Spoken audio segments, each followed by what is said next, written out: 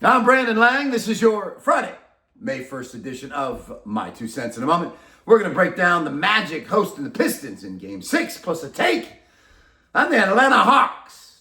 We'll have it all for you in just a moment.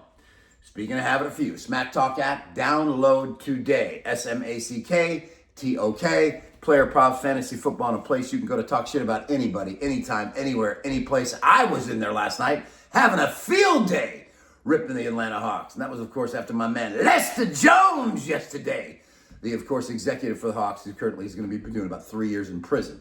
Nevertheless, download the Smack Talk app today.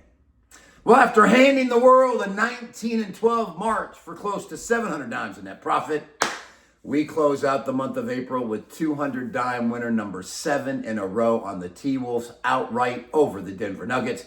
Do me a favor when you're done watching this video, as you scroll down to my sales page and read my breakdown of last night.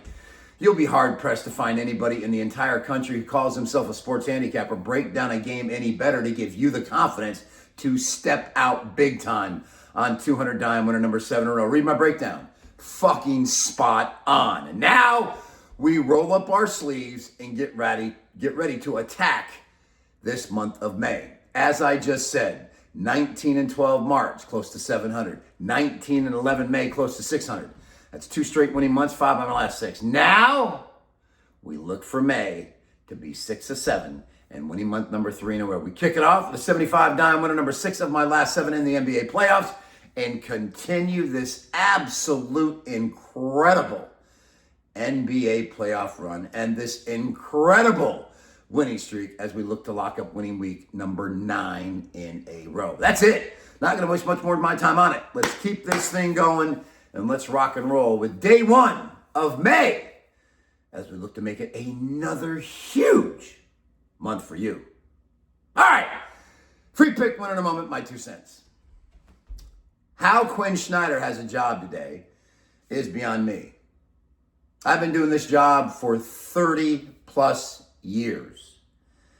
That's as embarrassing a performance by a team and a coaching staff that I have seen ever in my career. Where's CJ McCollum now, Mr. Cocky Man after game 2, Mr. Cocky Man after game 3? You got blown out at home in game 4, went to New York and made 0 adjustments on the back pick and got blown the fuck out in game 5.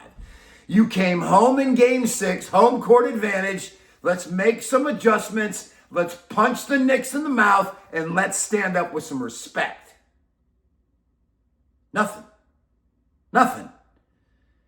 You're down by 61 points in the third quarter.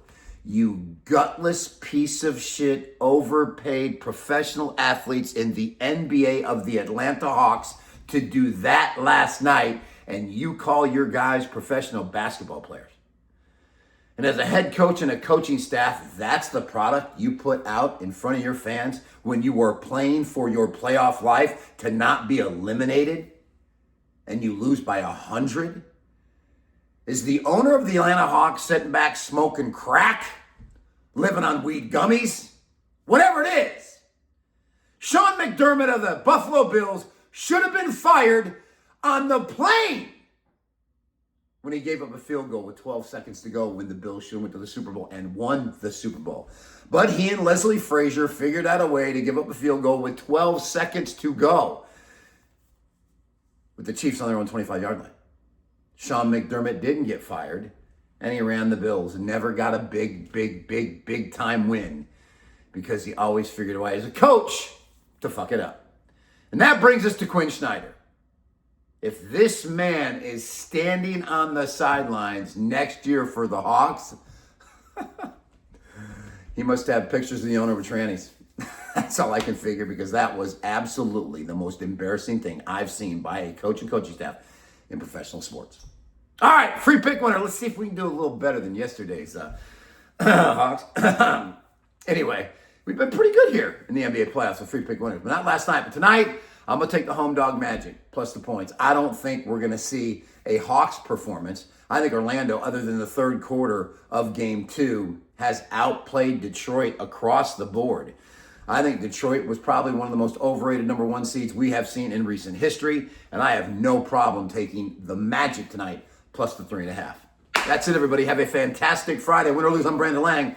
Back here on Saturday with another edition of My 2 Cents, and I'll have my remote back. So there we go.